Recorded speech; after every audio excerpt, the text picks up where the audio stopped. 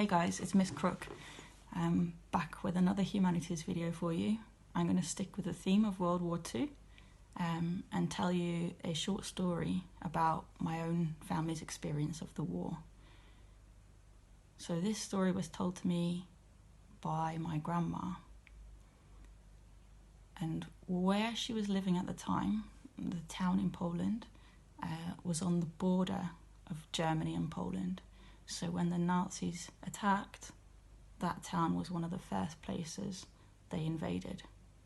And my great-grandma and great-grandpa were farmers, hard-working people, and they had 3 children, one of whom was my grandma, who was 5 or 6 at the time when this all happened.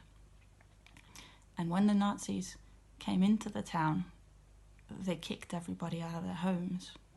So everyone in the village went and hid in the forest because they were worried about what would happen and they wanted to try and stay safe. What did happen was the Nazi soldiers found them and made everyone in the village go into a barn, and then they locked the people in the barn. That's what Hitler had asked them to do.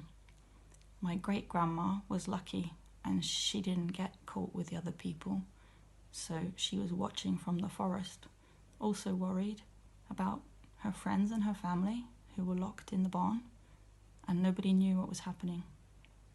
Luckily, one of the German officials rang through to the soldiers that were there and told them to let the people out of the barn.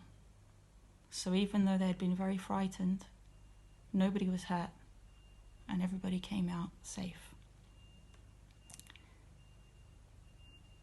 What I want you to do for your task is, if you know someone who was alive during the time, or maybe someone who remembers a story that they've been told by someone who was alive, I'd like you to find their story out.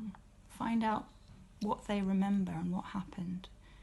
It'd be great if you could write it down, or if they're okay with you recording it, record it and send it through to your tutor.